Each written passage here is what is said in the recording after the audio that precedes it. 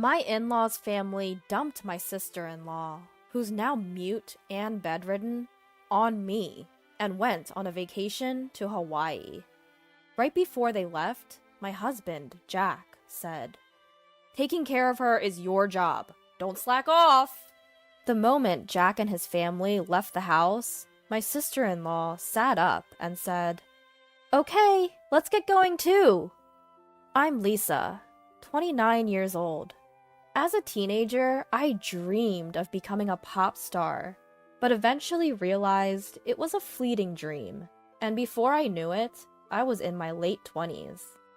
I started dating Jack, whom I had met through a friend, because my mother, with whom I live, kept asking when she was going to see her grandchild. Talking to Jack, I found out that he too had once dreamed of entering the entertainment industry when he was young. Despite our past aspirations, Jack now works at a prestigious trading company with its headquarters in downtown Manhattan. After graduating from college, I worked at a bank until I got married and quit. One day, Jack and I went to his parents' house. Jack has a younger sister named Lucy, who caught a fever when she was a child. Her mother thought it was just a common cold, but when the fever didn't subside, they took her to a doctor and found out it was encephalitis caused by influenza. It was already too late, and due to the prolonged high fever, Lucy was left with brain damage and turned bedridden. Furthermore, the high fever left lingering effects on the part of her brain that controls speech, leaving her unable to speak. My mother-in-law was the one who took care of Lucy for the most part. For some reason, Lucy and I got along well, and I always looked forward to visiting Jack's family. Lucy couldn't converse verbally, so she used sign language. After becoming close with Lucy, I naturally picked up sign language as well. One day, I signed to Lucy, "We're like best friends who've known each other forever, aren't we?" To which she replied, "Yes, we are. Let's stay close friends forever." I responded, "Of course we will." However, my mother-in-law, who is the complete opposite of Lucy, was always sarcastic towards me. Jack and I live in a condo about a 30-minute drive from his parents' house, but occasionally my mother-in-law would drive over unannounced and start nitpicking on me. "Jackie's shoes are filthy. If a man's shoes are dirty, it reflects poorly on his work. It's your responsibility to keep them clean." My mother-in-law always referred to Jack as Jackie. "Make sure you always fold the laundry neatly. If you don't, Jackie will be in a bad mood." The one who raised Jack this way was none other than her. "No matter how late Jackie gets home, you must never go to bed before him, even if Jackie says it's okay for you to go to bed first." My mother-in-law would say such old-fashioned things. Jack, while we were dating, and initially after we got married, was very kind and never disagreed with me. For example, if I said I wasn't feeling well and asked him to have dinner outside, he would readily agree. If I saw a designer bag I liked, he would buy it for me the following month. However, about a year after we got married, Jack started to change. Or perhaps he returned to his original self. He started coming home late from work, always reeking of alcohol. Jack's been increasingly busy on Saturdays and Sundays, always claiming that work kept him away from home. When he would occasionally visit his parents' home, he would decline my requests to join him, which was kind of odd. One day, I decided to confront him about it. "Jack, you've become so distant lately. It feels like you're a completely different person," I said. Jack glared at me for a moment, then replied, "That's not true. You're overthinking things." "I don't think I am," I retorted. "You barely talk to me anymore." "I told you, you're overthinking it. Stop bringing this up." With that, he walked away to take a shower, ending the conversation. One day, Jack surprised me by saying, "This Sunday, I'm going home. What are you going to do?" I was taken aback, as Jack had previously always refused my company on such visits. "Wait, I can come with you this time?" I asked, to which he replied, "That's why I'm asking." "Well, of course, I'll come then. I'd like to see Lucy too," I added. Jack frowned a bit and said, "You and Lucy seem to get along really well, huh?"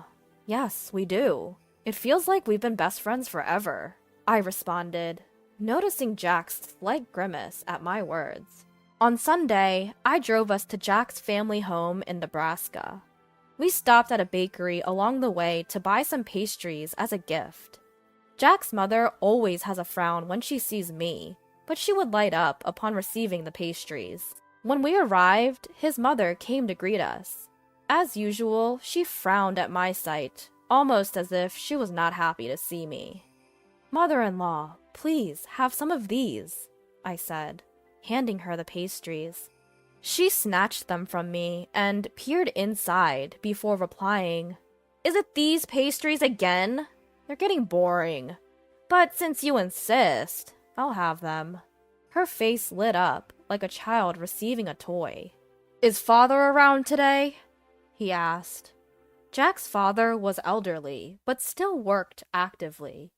"He's out at a meeting. Why, did you need something?" she asked. "No, not really. I just had something I wanted to talk about with him," he replied. I hadn't heard anything about this from Jack. "What's going on? Did you have something to tell your father?" I asked Jack. "It's none of your business," he responded. "What do you mean? We're a married couple, aren't we? Can you just stop nagging?" Jack retorted, to which his mother added, "Exactly. If Jack doesn't want to tell you something, you shouldn't be prying." I decided not to respond, knowing that arguing with her would be fruitless. Just then, Jack's sister appeared. "Oh, Jack, you're here," she said. "Sis, perfect timing. I have something to discuss." Jack started. "What is it?" she asked. "I can take a long vacation next month. I was thinking about a family trip to Hawaii. How about you, sis?"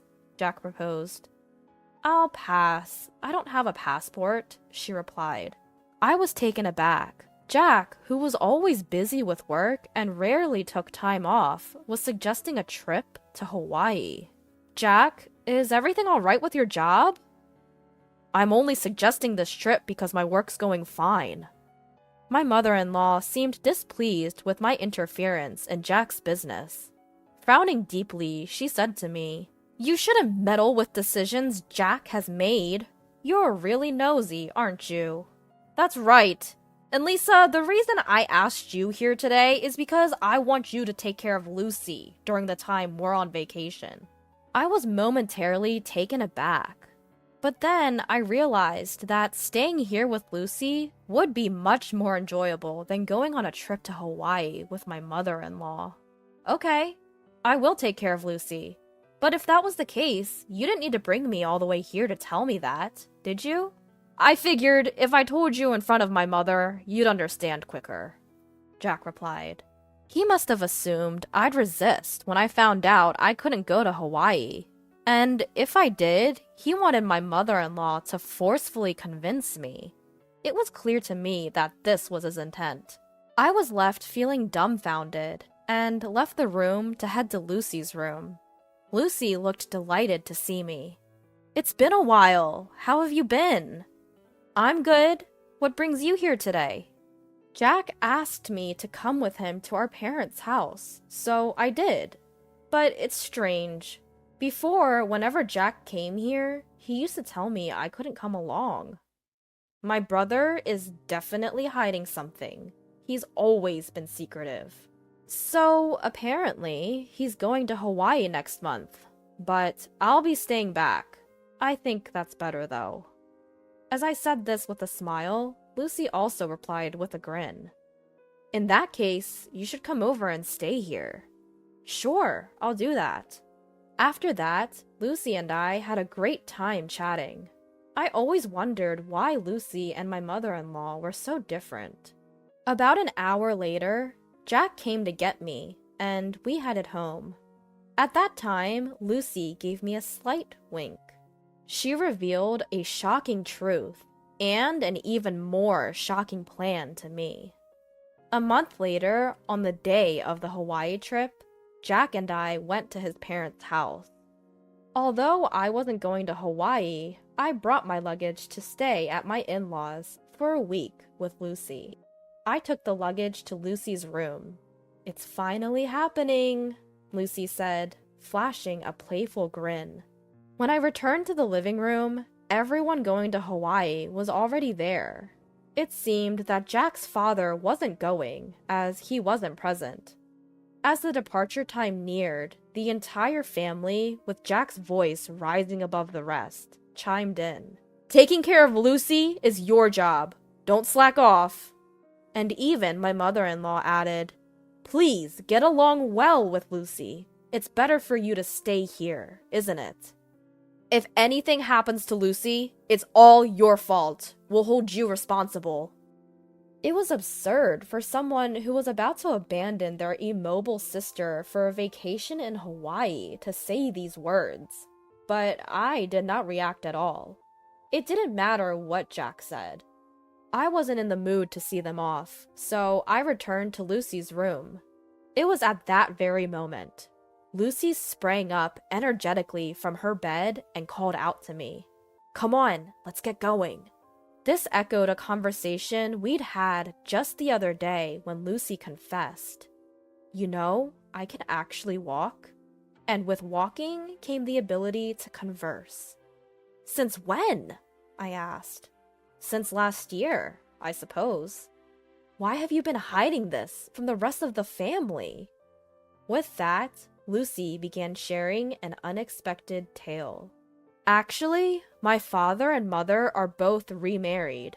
I'm my dad's child from his previous marriage, and my sister and brother are from my mom's side." I was surprised, but considering how distant and cold my mother-in-law usually was towards Lucy, I couldn't help but think, I thought so.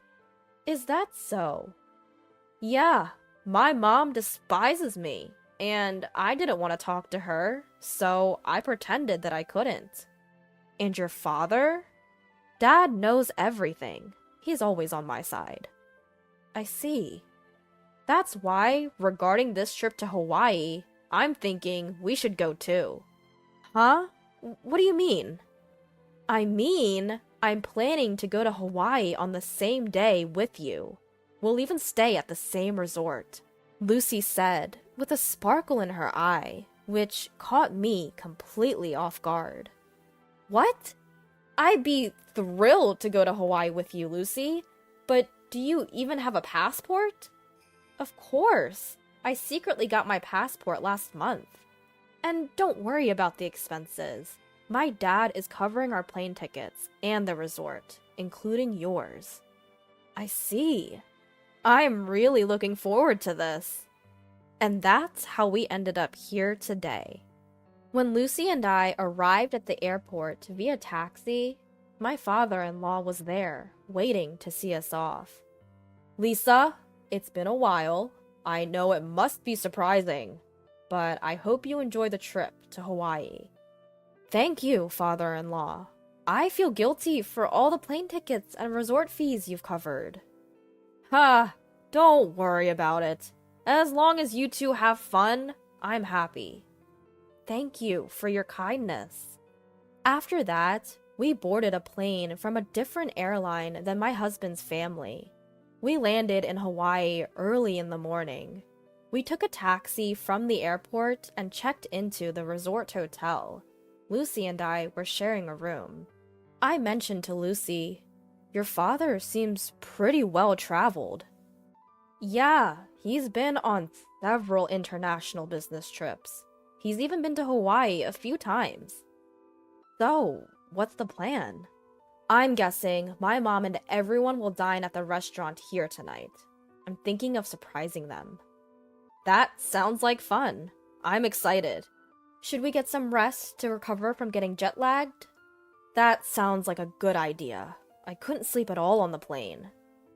After taking a shower, we climbed into bed and quickly fell asleep. We woke up around late afternoon, close to 4 o'clock. Lucy was already awake, starting to wear makeup. I'm sorry, I slept too much. No, don't worry about it. I just woke up too. We really had a good sleep, didn't we? Fully recharged and ready for our battle. Around 7 o'clock, I said to Lucy, I'll go and see and check the restaurant. As I was looking for Jack and his party from the shadows near the entrance of the restaurant, I found them, dining joyfully in a far-off spot. I was too far away from them, so I decided to venture deeper into the restaurant. From my position, all I could see was their backs, and it was hard to identify anyone. But I spotted the back of a young woman that I didn't recognize. There wasn't any such woman when they had left Jack's parents' house. Upon seeing this, I was taken aback, nearly letting out a loud gasp, but I managed to suppress it. When I strained my ears, I could intermittently hear Jack and my mother-in-law's voices. I'm glad it's not that woman today. Yeah, I really drew the short straw. She's tainted my family record. If only we had an elegant daughter like her from the start. I want to divorce her and start fresh soon. Try to find a reason for the divorce and extract a hefty alimony from that woman. Even without a cause for the divorce, it's fine. I can fabricate as many as I want. She's so bad that I want to throw her in the trash. I want to see my grandchild from you and her soon. My mother-in-law was giving the woman a smile that she had never shown me before. I was driven by the urge to step forward and see the woman's face, but I held it in, returned to my room, and told Lucy. That took a while. I'm sorry, I saw something shocking. Jack brought a woman that I've never seen before. What? I was about to scream. Jack and my mother-in-law were continuously bad-mouthing me, and Jack even said he would find a reason for divorce. That's terrible. Jack called me a bad catch, but seeing him with another woman, I felt relieved. Now I can divorce him outright. That's a good thing. Shall we make our entrance then? Lucy and I headed towards the restaurant hall. When we entered to the restaurant, we requested to sit near Jack's table and were able to get a seat quite close to them. They didn't notice our arrival. As we were sitting quite close, we could hear their conversation well, which was still filled with derogatory comments about me. I was amazed and ended up giving a bitter smile at how they could badmouth me indefinitely. Seeing my face, Lucy gave a nod with a smile. That was a cue for us to begin our counterattack. I stood up from my seat, stepped forward towards Jack, and shouted, "Are you all having a good time?" I'll never forget the look on Jack and my mother-in-law's faces at that moment.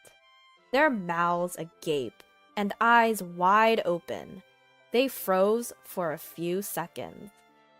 After a few seconds, my mother-in-law finally spoke. "Why are you here? And how did Lucy get here without a wheelchair?" At her words, Lucy stood up, gave mother-in-law a smile, and said, "I don't need a wheelchair." Once again, they were stunned. Thanks to you, my body and speech have returned to normal. I must have caused you quite a bit of trouble for a long time. Lucy, when did you regain your ability to speak? I wonder when that was. Maybe last year? Then why did you hide it until now? Because it was better if you guys continued to believe that I couldn't speak. You and Jack were speaking ill of me earlier, weren't you? My mother-in-law's face turned pale in an instant. What do you mean? She asked. Yeah, we weren't saying anything bad about you, Lisa, Jack retorted. That won't work. I recorded everything on my phone. Do you want me to play it back right now? I countered. My mother-in-law fell silent, but Jack stood up. Lisa, you've been causing me trouble all this time, and now you're making these outrageous claims? He barked.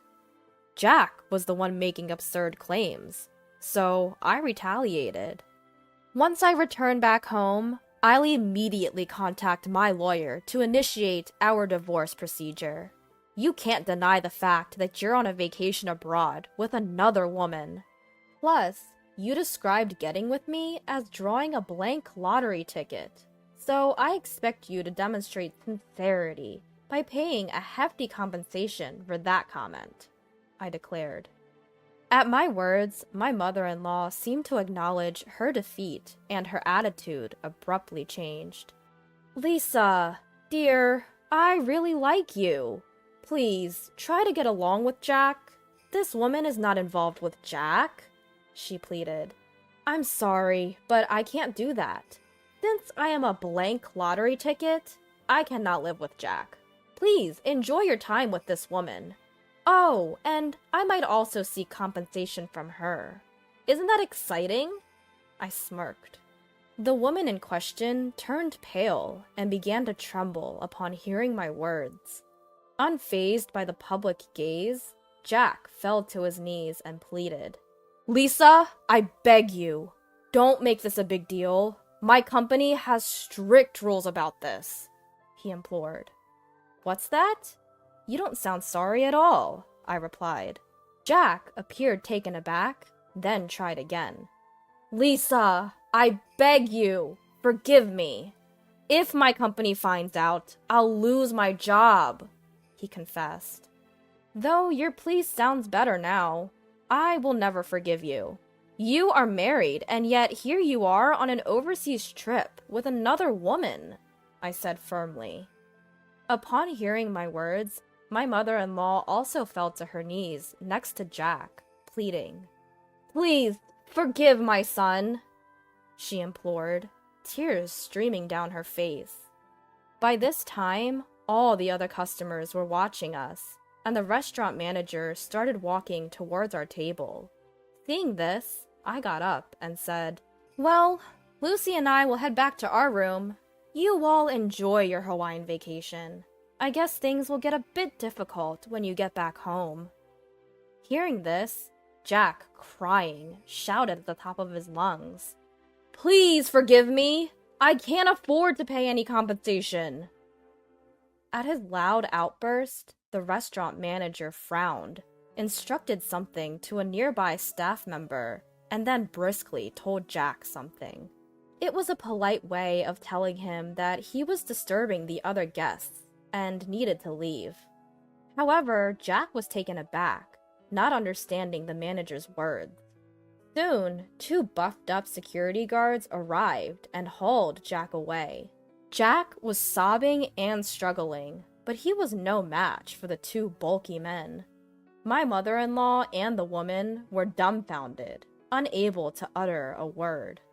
While Lucy and I were also surprised by the turn of events, I thought Jack got what he deserved. A week later, Lucy and I returned home. Jack was quickly released and seemed to have returned to his room. However, I later heard that he had been in a state of shock since returning to his room and had kept to himself until the end of the trip. The day after I returned home, I went to the law firm where my old college friend worked to request for a divorce proceeding. Unfortunately, my friend was not present, but a female lawyer was assigned to me who was very easy to talk to, and I was able to explain everything that had happened. After listening to my story, she assured me that a divorce was possible, that I could claim alimony, and that she would investigate the woman who was with Jack in Hawaii before determining whether I could claim alimony from her as well. A month later, the female lawyer contacted me and informed me that it had been proved that Jack had been dating the other woman for about 6 months. Hence, She said it was possible for me to demand alimony from this woman too. I requested the female lawyer, please squeeze as much alimony as you can from Jack and his woman. She smiled and nodded. 2 months later, I was officially divorced, and into my bank account was deposited the alimony from the two. I mumbled as I saw the amount. And that's karma for calling me a blank lottery ticket. 3 months later, Jack and my mother-in-law suddenly visited my place. Despite it being only 3 months, they had lost a lot of weight and looked completely haggard. I asked them, "What do you want? I don't want to see your faces." Jack replied in a thin voice, "I'm sorry. Could you lend me some money? I've lost my job and the woman ran away. I don't even have money for food." My mother-in-law also spoke in a whisper. "I've divorced my husband too. I don't have money. Please, I beg you." My mother-in-law was in tears. I responded, "Too bad. I have absolutely no obligation to help you, and even if I did, I would never help you guys out. Now, please leave." After they left, I sprinkled a large amount of salt at my entrance to get rid of bad energy from my house.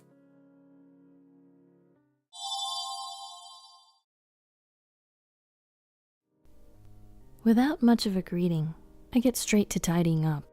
Seeing this, my ex-husband James finally speaks up. "You don't even shed a tear, huh?" It seems James was prepared for me to resist and cry when he pleaded on his knees for a divorce. To be honest, I thought he was a very vain person. He's not the only one who fell out of love. "Well, you're the one who's going to have a harder time after the divorce than me, James." Rather than shed tears, I could hardly hold back the laughing. "Huh? What do you mean?" My ex-husband James looked at me with a suspicious face. "Between a housewife like you, Kate, and a corporate hotshot like me, you're the one who's going to struggle. Plus, I'm planning to remarry, while you'll be on your own." "Well, in a normal situation that might be true, but it seems like Emma, the woman you're cheating with, is quite trash." "Wait, how do you know her name?" "My name is Kate, a 32-year-old housewife. I met my husband James at a social gathering. Because we were the same age, we had a lot in common and we quickly became good friends. On top of that, James was a salesperson in a trading company and made significantly more money than the average person our age. Thanks to him, I've been living a life without any inconveniences. There was just one issue. Our marriage life wasn't going so well. Although it's just one issue, it's a pretty serious one. I realized it had already been 7 years since we got married. At first, we were truly in love, acting lovey-dovey almost every day, and always having meals together, no matter how busy James was. But that loving relationship had completely cooled down. "Take care, what about dinner?" "I don't need it, I'll eat out. You can go to bed first, I'll be home late." "Alright, got it." When we were newlyweds, he used to say, "Eating together with you, Kate, is my greatest happiness." However, now it's normal for him to come home after midnight. He gets home when I'm asleep and heads to work in the morning without having a proper conversation. It feels like being avoided by a child who's going through puberty. Around the time when such days became normal, I noticed certain changes in James. Huh? Did he always use this hair product? And there's even a full line of skincare products. And there's cologne. Until now, to be honest, he'd hardly cared about his appearance. He didn't even have many casual clothes, since he only wore suits. But suddenly he's splurging on branded outfits. I don't mind if he had some kind of change of heart. Plus, I always thought he didn't care enough about his appearance. But the reason for this change seems a little off. Observing James's behavior, it's suspicious. He started using his phone in secret and even takes it with him to the bathroom and shower. He used to leave it lying around on the couch and I'd nearly sit on it all the time, thinking how I could have messed up his phone. Why has he suddenly changed so much like this? Because of James's behavior, I began to suspect him more and more whenever he got home late. Could he be cheating? But I had nothing more than suspicion and no conclusive evidence. And despite how cold our relationship had become, somewhere in my heart, I still wanted to believe in James. That's why the thought of my suspicions being true was terrifying. I started to act in a way to improve my relationship with James, as if I were turning away from reality. I tried to increase our conversations and proposed outings, but every time I tried to approach him, I was given the cold shoulder. Well, that's understandable.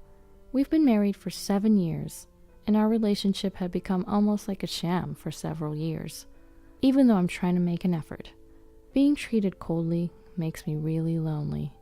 With such things going on, my feelings started to fray. One night, I could not hold back my feelings any longer, and I finally decided to ask James. "Hey, you're not cheating, are you?" When I asked him, James just looked at me and remained silent. "Say something, are you cheating or not?" My husband remained silent for a while. Then, without a word, he stood up from the couch he was sitting on and approached me, seated at the table. He bowed his head toward me. "I'm sorry, Kate. I want a divorce." I was at a loss for words by these unexpected words. Without paying any mind to my stunned silence, he continued, "I've fallen in love with another woman. I want to start a new life with her." How dare he say such a selfish statement without hesitation? What did he think of our 7 years? I had a presentiment that there was another woman, but I never imagined he would say something like this so suddenly. All my efforts to mend our relationship were in vain. Was the man I fell in love with really this selfish and cruel? When we were first getting to know each other, I thought there was no one else as wonderful as him. Unable to say anything, these thoughts just kept spinning in my head. Then my husband made another statement that made me doubt my ears. "The truth is, she's pregnant with my child. I want to be with her for the sake of our child's future." I felt dizzy, as if I were about to collapse right there. I could feel everything before me turning white. We didn't have a child. During our 7 years together, we weren't even using protection. In fact, we'd actively been trying to conceive, and even sought infertility treatments. Despite all that, we were unable to have a child. According to the medical reports, my husband had fertility issues, but he's been saying that he's eager to have a child. That's why, though we know how difficult it was, we never gave up. I had always done my best to meet his expectations. Well, recently our relationship had lost its spark and we hadn't been trying to conceive. It seems that the fact that he had a child with his mistress was a major factor in his decision to divorce. "I've always wanted a child, and I want to show my mom her grandchild as soon as possible. You understand how I feel, don't you, Kate? So please, let me go. Let's get a divorce." My mother-in-law has been suffering from serious illness and hospitalized for the past 2 years. I understand his desire to let her hold a grandchild as soon as possible, but to have a child with another woman instead of his wife? How terrible could this be? I always wanted a child too. That's why I even attempted fertility treatments. I thought we were sharing the pain of not being able to have children. "Do you realize how selfish you're being? You betrayed me!" In my anger, I shouted at him, but all James did was look down and apologize. It seemed like he was just waiting out the storm, and that made me irritated even more. What kind of woman is she? Just because she's having your baby, I'm nowhere near ready to accept a divorce. I urged James to tell me more about her, but he responded, "I'm sorry, but please spare me. I want to respect her privacy." "What? Just how selfish can you be? I have a right to know as your wife. Tell me everything." Even when I questioned him like this, James stubbornly refused to reveal anything about the women he cheated with. "She's 2 years younger than you, Kate." "That's it?" "She's an employee." What a joke. He must really care about her. No matter how much I prodded, James didn't provide any substantial information. For a few days, we continued to discuss this. But during those talks, I absolutely refused to accede to James's request for a divorce. I didn't want things to go exactly as he wanted. All the while, James kept bowing his head to me. "I beg you, I no longer have feelings for you. What's the point in continuing this marriage? Even my mother knows about this and she's okay with it." Apparently, James had already discussed this with my mother-in-law. I was unfortunately shaken up by that. My mother-in-law and I had been distant lately, but I thought we had a good relationship. then, James kept revealing one shocking fact after another. I've already given her an engagement ring. We plan to move in together soon. All that's left is for you and I to get a divorce. I felt faint and nearly passed out. My husband, James, was seriously planning to be with the woman he was having an affair with. But I didn't agree to divorce him. This back and forth between James and I lasted almost a month. One day, James seemed to have lost his patience and pleaded on his knees. I can't take this anymore. Just accept the divorce already. Our relationship has been broken for a while now. There's no point in continuing like this. Please, please divorce me. My husband pleaded this, rubbing his forehead on the floor with a begging posture. I had been holding out for almost a month. Maybe it was time to accept the divorce. Fine, let's get divorced, but I'm taking alimony and my fair share of our assets. I understand. I'm prepared for that. Then we talked about the alimony in detail. I asked for $50,000. It's more than the average, but as I protected our home in the 7 years of our marriage life, I wanted that much as compensation. James agreed.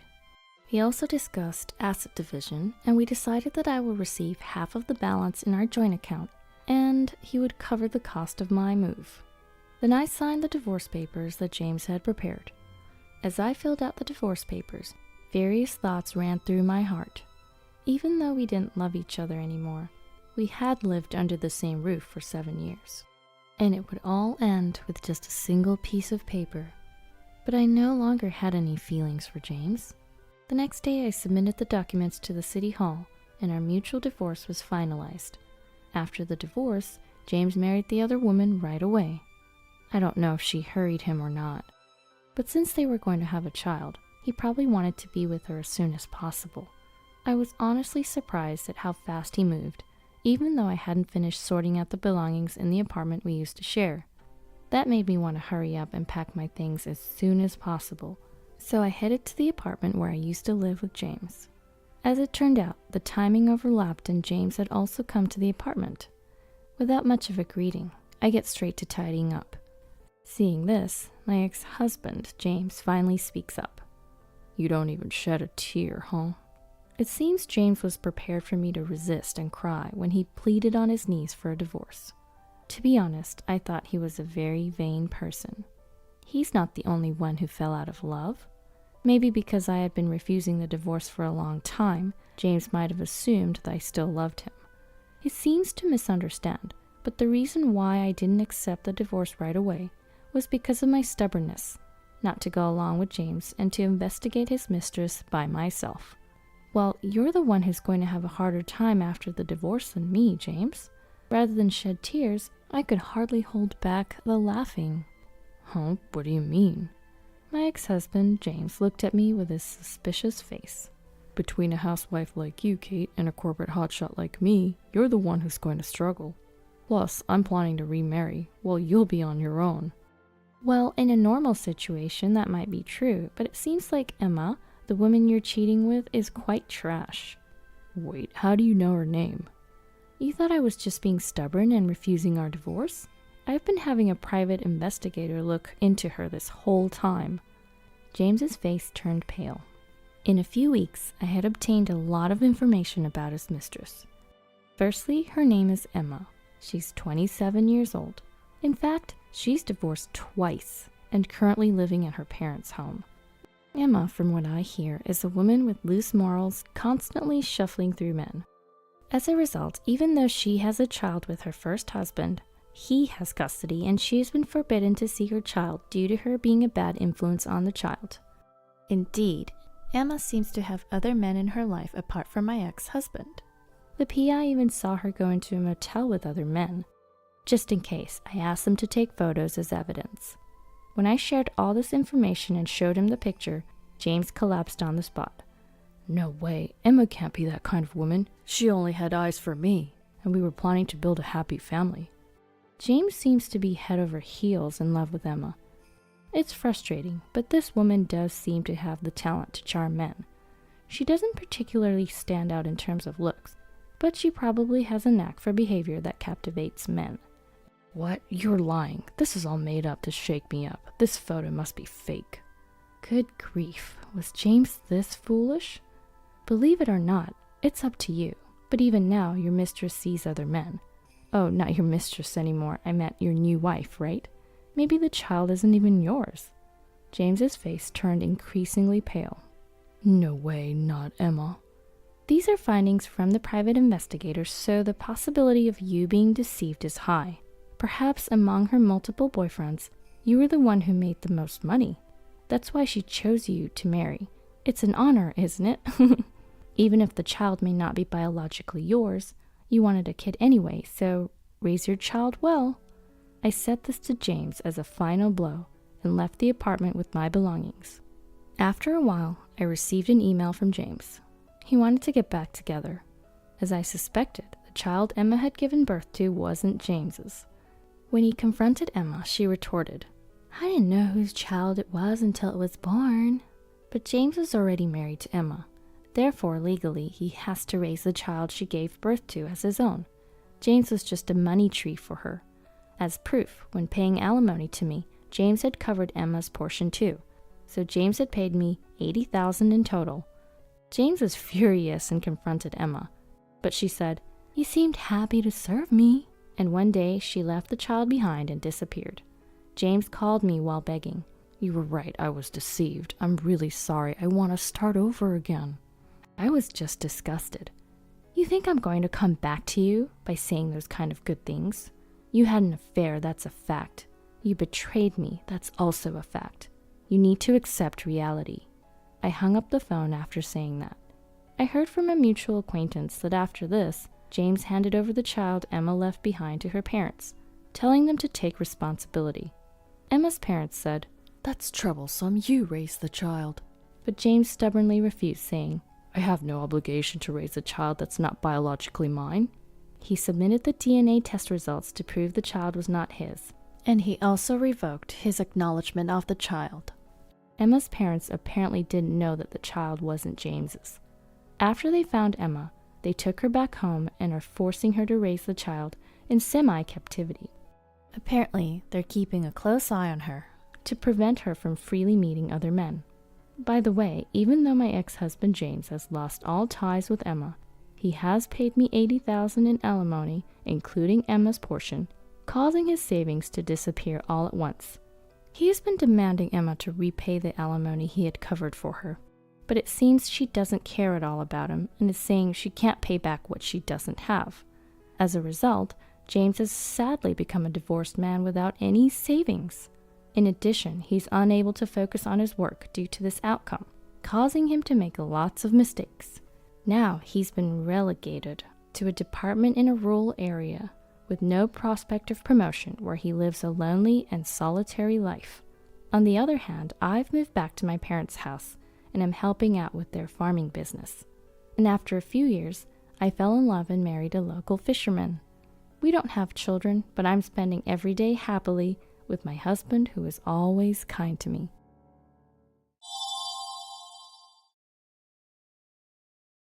Where are you now? I'm watching a baseball game with my bro. That's when I became certain my husband was lying to me, because his brother isn't in any condition to watch a baseball game right now. Once I realized all of this, I decided to take revenge on my husband. I found unlikely allies for this. My name is Sarah. I'm 27 years old. After graduating from a medical college, I work as a nurse at a university hospital. All jobs are tough, but being a nurse means dealing with people's lives. While I don't directly intervene as a doctor would, the everyday support and minor treatments I perform come with a weight of responsibility that's not much different. When I was in elementary school, I had to be hospitalized due to an illness. Despite being young, I felt a lot of anxiety, and when my parents couldn't visit me due to work, I would cry alone. But the one who saved my heart during those times was the nurse who was taking care of me back then. Sarah, it's okay if you don't hold back when you're feeling lonely. It's definitely going to get better. Let's hang in there a little longer. The female nurse who encouraged me like this every day. Thanks to her, I can say without exaggeration, that I was able to overcome the hardships of my hospital stay. After being discharged, I admired her and decided to become a nurse. I studied hard to achieve my dream, and now it's been 5 years since I've become a nurse. The job is certainly challenging, but every time I see a patient smile, I can genuinely feel that I'm glad to be doing this work. I'm fortunate that I can continue my current job.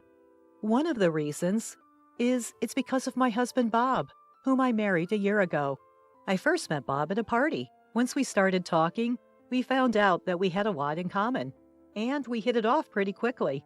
This led to us dating. After 2 years of dating, he proposed to me. I love you, Sarah. You put your heart and soul into everything you do. I want to spend the rest of my life with you. Are you sure you really want to be with me? Why would you even question it? I want to be with you because you're Sarah, so I want you to get married with me. Yeah, I want to be with you too, Bob. So we officially tied the knot a year ago, but there's one thing that's been bothering me. That is, he doesn't get along well with his parents. Ideally, we would have wanted to hold our wedding ceremony when we got our marriage license, but he refused. The reason was simple. He didn't want to have anything to do with his parents. So when we went to pay a visit to his parents to announce our marriage, it was hard to set a date. We somehow managed to pay a visit to my in-laws, but my husband was in a bad mood the entire time, and we only stayed for 30 minutes. We ended up getting married without having much of a conversation with my in-laws. Of course, I'd like my in-laws to attend our wedding ceremony too. So I decided to be honest about how I feel. Bob, can we talk for a moment? What's up? Well, it's about your parents. We also have the ceremony to think about, so I think we should go see them and have a proper discussion. At my suggestion, my husband let out a deep sigh and responded with an annoyed expression. Didn't I tell you before that I don't want to talk about my parents? As far as I'm concerned, I don't care if we don't invite anyone to our wedding. But we should at least invite your parents, Bob. That's enough. If you insist on having family members there, we can just ask my brother. Isn't that good enough? Well, I'd love to have your brother attend, but you're really persistent, Sarah. This is a matter of my family, so please don't meddle too much. With another sigh, my husband left the living room. I was left alone in the room, slumping down on the couch. Staring blankly at the ceiling, I was overwhelmed by a feeling of emptiness. Oh dear, what should I do? It's such a shame that we're distant from my father-in-law and mother-in-law. They're such nice people. I want them to attend the ceremony. What can I do to make him understand? Even after that, whenever I suggested, let's go see your parents, my husband flat out refused. At some point, he would get angry just by mentioning his parents. One day, my brother-in-law and his wife were coming to visit us at our apartment. We had dinner together once when we reported our marriage. Although they live in the neighboring city and we can easily meet them, it was the first time they visited us since our marriage. After 10 o'clock, our apartment buzzer rang. When I opened the door, there were my brother-in-law, Jake, and his wife, Emily. Hello, Jake. It's been a while. To my greeting, Jake showed a bright smile. Hey, Sarah. Long time no see. I apologize for dropping by unexpectedly. Hope you don't mind. Oh, not at all. Bob is waiting inside. Please come in. Awesome. Thanks. Well, here I come. Following Jake, Emily takes off her shoes. Hello, she calls out, but there is no response from her. Did she not hear me? Emily. She didn't talk much last time we met either. I wish we could be better friends. As they enjoy some casual chatter while having the cake, the atmosphere begins to lighten. Since they decided to have lunch, I started preparing the meal. As I was getting things ready, my brother-in-law entered the kitchen. Sarah, I heard from our folks. You haven't visited home since you got married? Yes, well... It's Bob, isn't it? He doesn't get along well with Dad, right? Yes, that's right. I want my in-laws to come to our wedding, but Bob is hesitant. Upon hearing my confession, my brother-in-law makes a troubled face. After pondering a bit, he said apologetically, "I'm sorry. Bob's being stubborn. I wish I could do something about it." "I'm sorry to cause you trouble, brother-in-law." No, I'm the one who should apologize for not being able to do anything. I'll try to talk to Bob about it indirectly. Really? Thank you. That would be a great help. Meanwhile, my husband and sister-in-law are having fun playing mobile games. Despite my worries, they seem to be enjoying themselves. I started to feel frustrated with my husband. Just as my brother-in-law and his wife were about to leave, my husband spoke up in a low voice. "Hey, what's up?" "Did you say something to my brother?" Why do you ask?" When we were leaving, my brother said, "You should think about Sarah and confront our parents. You were chatting with him while making lunch, right? You stirred up something unnecessary, didn't you?" With a look I've never seen before, my husband glared at me. As I was silenced by the awkwardness, he opened his mouth again. "You know, isn't it unfair to talk to my brother about our parents, knowing that I don't want to be involved with them?" "No, I didn't mean—" I'm turned off. I'm not feeling like doing the wedding anymore. What? With a large clicking of his tongue, my husband left the house. He didn't come back until the next day. Since that day, my relationship with Bob has been strained. Our conversations dwindled to the bare minimum, and the once light-hearted atmosphere was gone. Then my husband's absences began to increase gradually, especially on holidays. He was almost never home, and I started to get suspicious. He's been going out too often. Thinking this, I plucked up my courage to confront him. "Hey, you've been going out a lot on your days off recently. Where do you go?" "Does it matter where? Do I need to report everything to you? What's with that tone? Do you have a reason you can't tell me?" Half jokingly, I asked him, and his eyebrows shot up. I didn't miss that moment. In a fluster, he said, I've been going to my parents' house." "Parents' house? Bob's?" "Really? I mean, with the wedding coming up, Sarah wanted my parents to join us, remember?" "Well, yeah, but if that's the case, shouldn't I go too?" No, it's fine. My parents would feel uncomfortable with Sarah around. Anyway, that's the situation, so don't worry about it." My husband ended the conversation almost forcefully. It was an attitude that didn't allow me any say in the matter. After that, my husband continued to visit his parents' house on his days off. I expressed my desire to accompany him, but he never agreed. Then, one day, while I was at work in the hospital, a familiar patient was brought in on an emergency basis. What, brother-in-law? Even when I called out to him, his response was sluggish and his body temperature was high. He was also having mild convulsions. According to the doctor, it's probably heat stroke. I quickly tried to call his wife, but there was no answer, just continued ringing. I'm sure his wife is a homemaker, so why isn't she picking up the phone? Even though my brother-in-law is in such a condition, what should I do? But panicking won't help. I decided to switch gears and call my husband.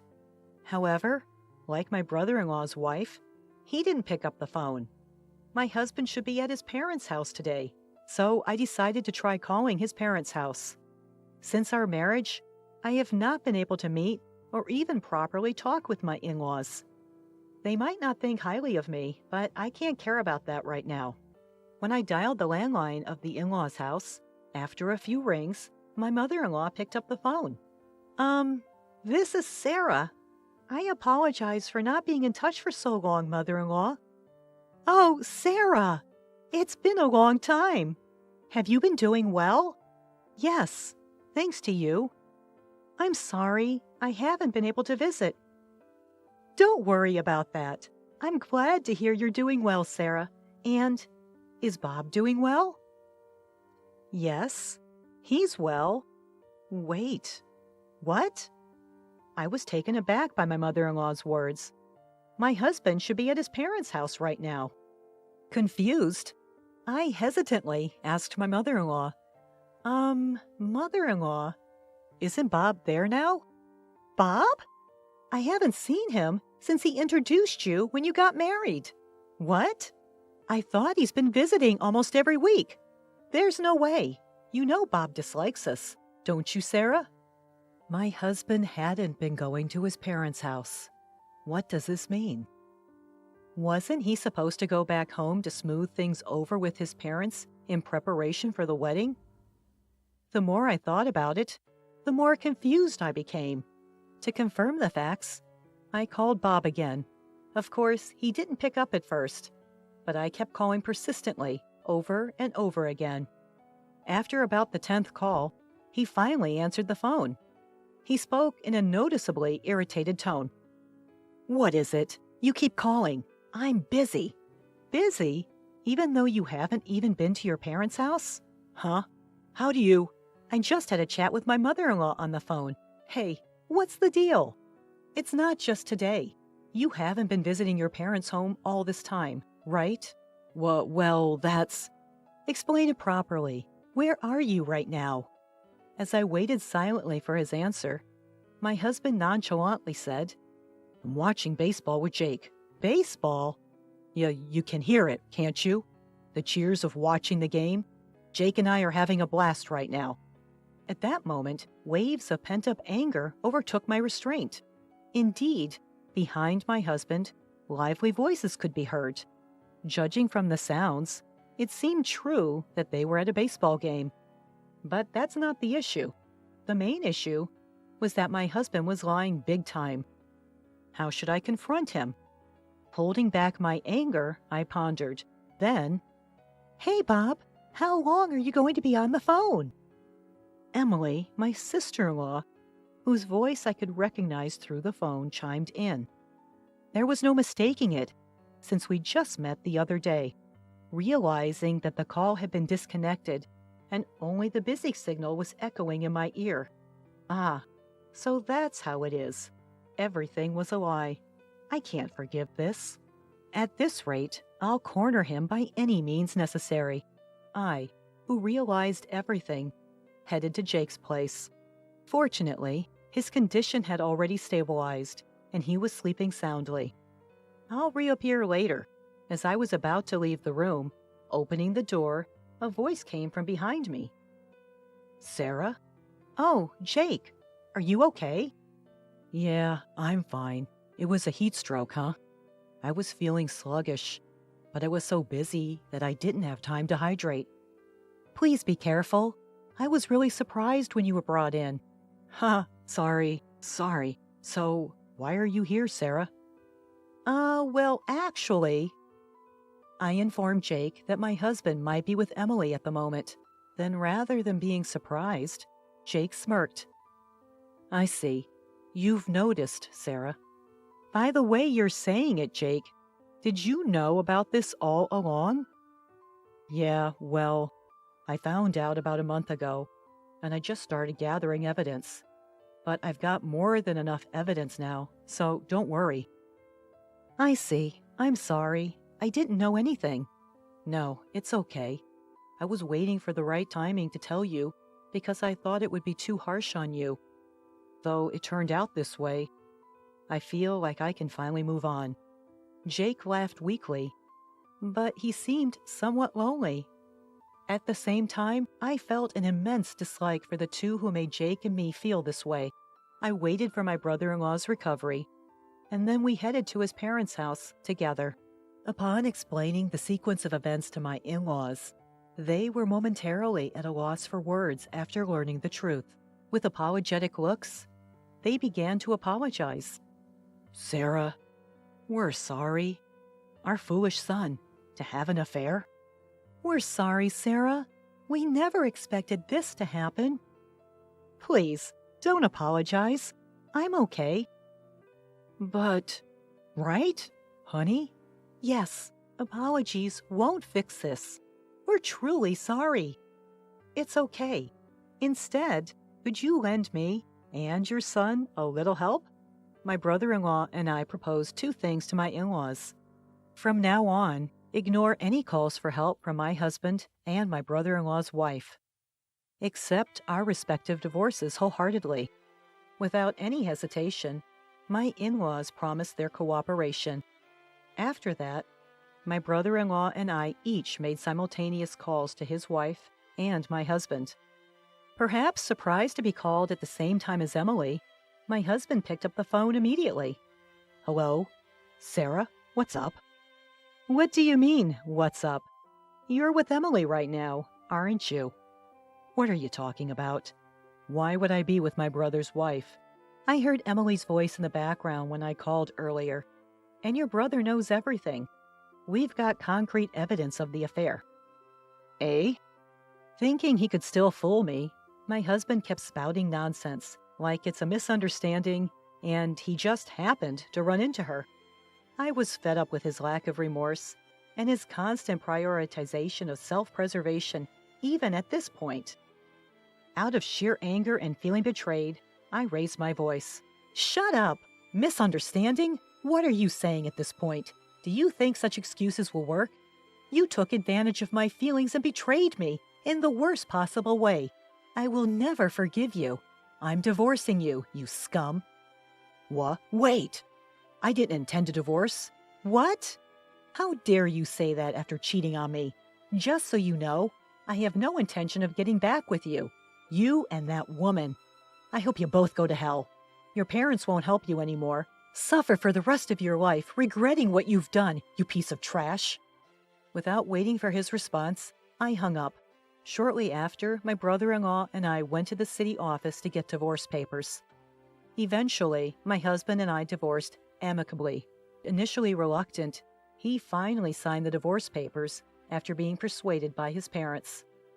Of course, my brother-in-law's divorce was also finalized. We both demanded substantial alimony from them. I later found out that my ex-husband had been involved with my brother-in-law's wife for quite some time. Apparently, he was meeting her during lunch breaks and after work, and their affair was exposed at the worst possible time by their coworkers.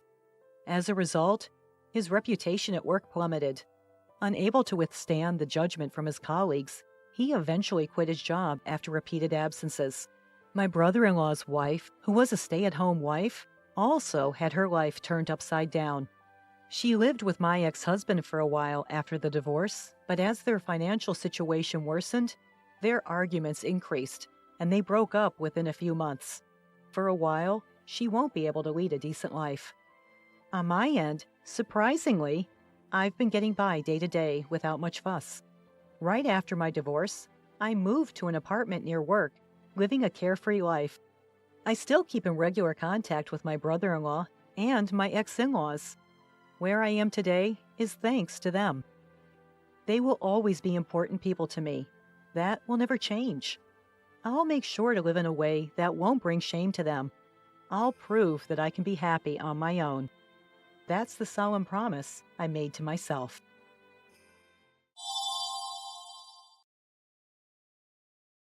"I'm going on a business trip for the next 3 days," he announced. I wonder how many times I've been left alone on the weekends due to such trips. "I'll be late due to overtime," he often said, resulting in countless nights without a family dinner. At first, I thought it was better not to know, but eventually my husband's repetitive actions received what he deserved. My name is Nancy, a part-time housewife at 44. My husband, Paul, is 46, a corporate employee at a certain company. While his work is not bad, he is a man who values his style and appearance above all else. We've been married for 19 years. The year after our wedding, our son William was born, and without any significant issues, our marital life has reached this point. Or so I wish I could say. The reality is that I've spent more than half of our married life being manipulated by my husband's lies. He was always worried about his smartphone. Initially, I thought it was work-related, but I'd occasionally see him typing away, and upon sneaking a peek, it was usually a conversation with someone on an instant messaging app. I didn't pay much attention at the time, but looking back, there were indeed many suspicious points. As his sudden overtime and weekend business trips increased, I began to feel something was off. Several summers ago, my husband, who was supposed to be on a 3-day business trip, returned home with a heavy tan. Why are you so tanned when you were supposed to be in a suit for a business trip? I went swimming with a client. It was part of the entertainment. A bit back at his absurd answer, but at the time, I only thought it was unfair that he had a fun time alone, reflecting how stupid I was. My often absent husband used work as an excuse to leave the care of his parents to me. A few years ago, my mother-in-law became disabled due to an injury, and my husband never once offered to accompany her to her hospital visits. He should have some paid leave, but he would blatantly ignore any calls from her. Thus, I'd have to take time off from my part-time job to accompany her. My mother-in-law was a strict person, possibly because she used to be a teacher of traditional calligraphy. I'm rather scatterbrained and prone to mistakes, so I often found myself on the receiving end of her harsh words. To be honest, I didn't like her that much, and I've discussed this with my husband many times. Could you please accompany her to the hospital next week? Your mother would surely want to see you. I would if I can, but there might be a company trip around that time. What? I've never heard about such a trip. Well, it was decided last weekend. I pressed him about this sudden company trip, but he refused to listen. In the end, I had to accompany my mother-in-law to the hospital, yet again. There was a weekend when my husband was surprisingly home. Our son, who was now in 5th grade, had been performing well in his soccer team, so I suggested that we go watch his game together. Every parent watching the children's game lost themselves in the cheer. Our son coordinated well with his teammates, leading the game solidly, and they achieved a splendid victory. Both parents and children were wildly excited about the team's results, and we, as a married couple, joined hands in joy after a long time. The one who approached us at this moment was a mother of a teammate, Patricia. Patricia was a very straightforward woman, and I quickly became friends with her. We would regularly share updates on our children's troubles, home affairs, etc., and began visiting each other's homes more frequently. My husband also got along well with her. Even if Patricia was still at our house when my husband came home from work, we actually felt glad. Our relationship deepened as friends of our marriage. In this way, we continued to have a family-wide relationship, involving not only our sons, but also Patricia's husband. One day, after several years of such interaction, Patricia suddenly started saying something surprising. I know this may sound odd, but doesn't your husband Paul seem to be pretty popular with women? An old man like him? No way. Well, the other day, I saw a man who looked just like Paul at a restaurant with a seductive woman. They looked really close. Patricia then gave a detailed account of what she saw my husband and the mysterious woman doing at the restaurant. Even I was stunned by what she described. Although shocked by Patricia's sighting, I was at a loss as to what to do about the sudden suspicion of my husband's infidelity. While I was still speechless, Patricia advised me to gather evidence first. You can't just vaguely accuse him of cheating, you need to confront him with evidence. She then proceeded to teach me several methods to gather evidence of infidelity. From then on, I could only view my husband with a suspicious eye, and our marriage became even more strained than before. Between our son's SATs, accompanying my mother-in-law to the hospital, my part-time job, and housework, I had plenty on my plate. It was a lot to add the task of looking for evidence of my husband's infidelity. But I did things like search his suit pockets when he was out. Then came that day. Although we had separate bedrooms for a long time, when my husband was away, I felt blissful spreading out on the large bed. I decided to do the same that night and went to the bedroom. When I changed the sheets and duvet and moved my husband's pillow to put mine in place, I found a bank book underneath. Upon inspection, I saw that a fixed amount was being transferred every month to the same person from the account under my husband's name. Checking the name, it read, Patricia Brown. Yes, that's right, to Patricia, our friend, he had been transferring about $300 every month. I silently took a picture of it with my smartphone. The next day was the day I had to accompany my mother-in-law to the hospital. Hey, Nancy, are you listening? It seemed I had been spacing out, thinking about the bank book from the day before. I'm sorry, I wasn't listening very well.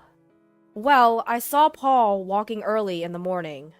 This was my mother-in-law's story. When she was riding in a friend's car through the residential area early in the morning for some errands, she saw my husband walking and entering an unfamiliar house. Who would he be visiting at such an hour? The only houses you could enter early in the morning would be families, right? As I listened to my mother-in-law's story, I recalled what Patricia had told me earlier. Proof of infidelity. I asked my mother-in-law to give me a general idea of the address in that town. Soon, it was crunch time for our son's college entrance exams, and he was attending cram school every day.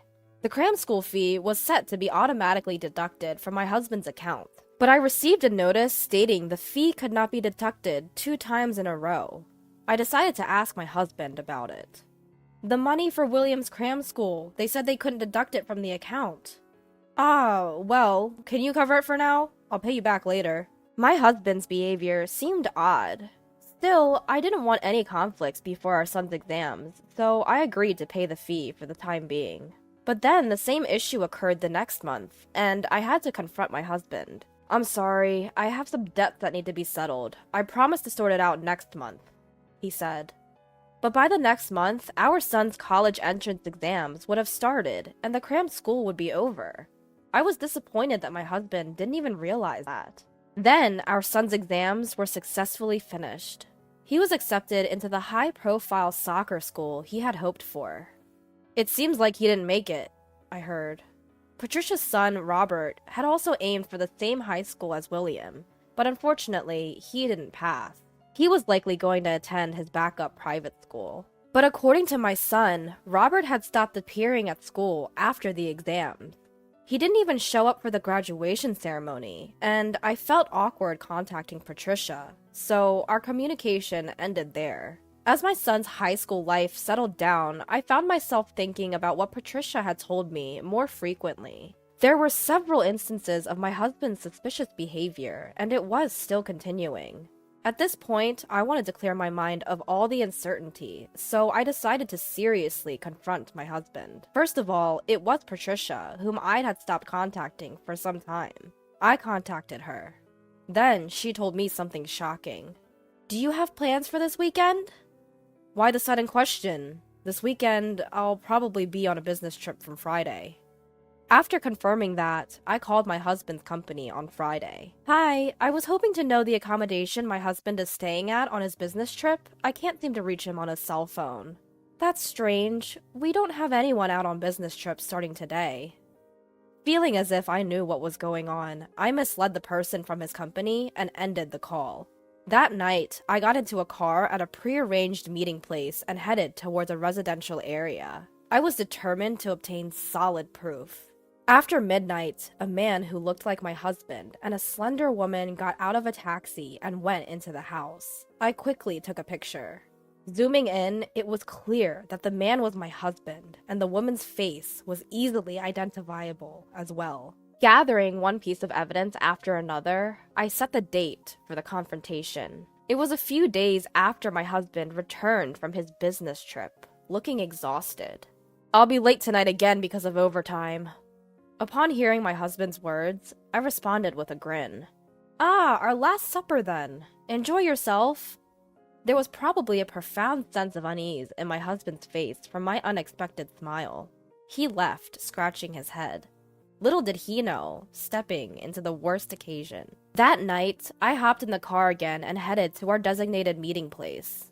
Arriving at the house where I had seen my husband enter with another woman, I rang the doorbell and turned the doorknob. Good evening. Mind if I come in? Startled by the unfamiliar voice, the woman who came out asked, Who are you? I thought my husband was here, I responded, pointing to a pair of men's shoes by the door. Those belong to my husband. I was shocked to learn she was also married.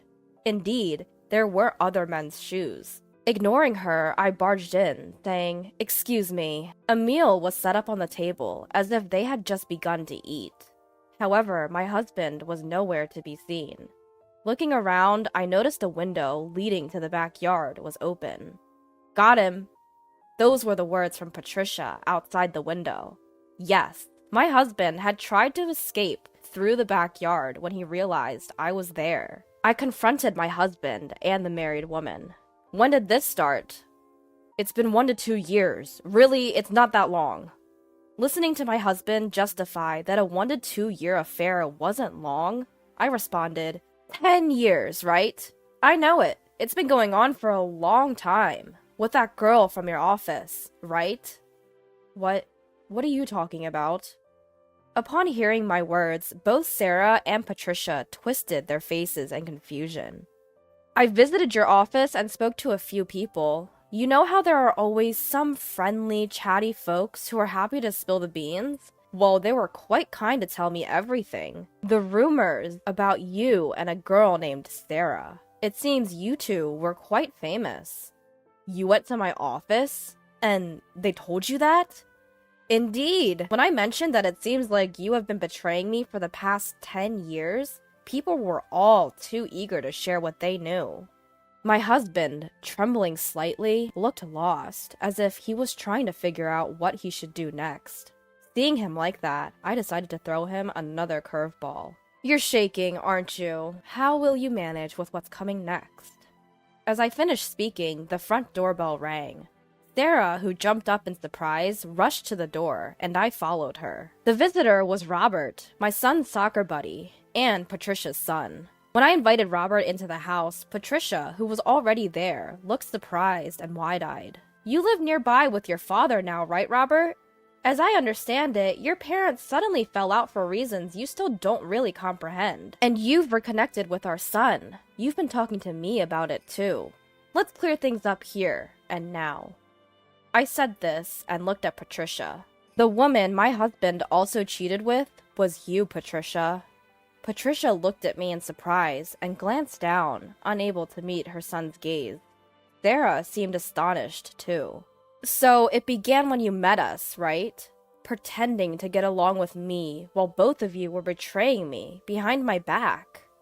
I quickly wiped away my tears and turned to my husband. "Why were you transferring $300 every month to Patricia?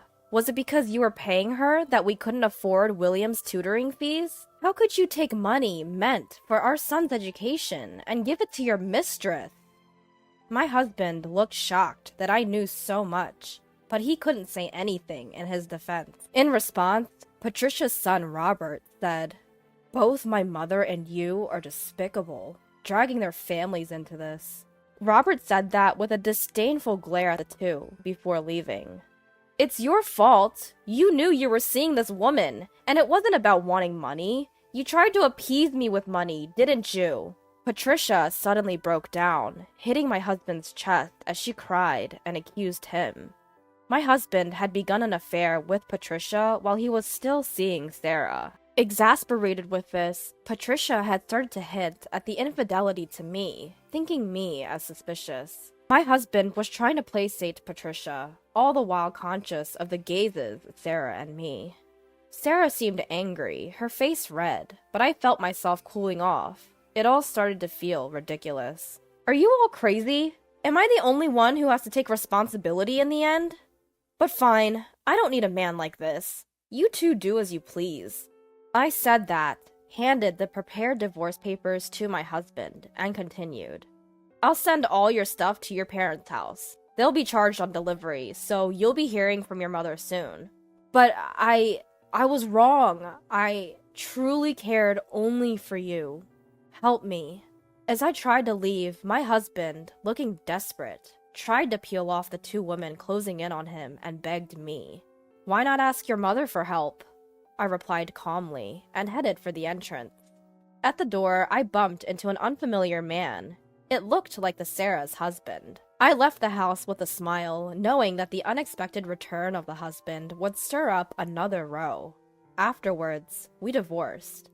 My husband's long-term misconduct became known not only to his parents, but also to his colleagues, and he was severely reprimanded by his stern mother. His credibility at work fell drastically, forcing him to resign. Patricia, who was his mistress, was handed divorce papers by her estranged husband, and seemed to have ended up completely alone. Sarah seemed to have moved somewhere, judging from the sale of her house. The scale of the consequences of my husband's long-term infidelity would probably shock him for the rest of his life. For me, since my husband's family had assets, I was able to receive a substantial alimony. It took courage to tell my son the truth, but he quietly listened to my struggles and told me that he too would do his best to live without any worries in the future. Now I live peacefully with my son.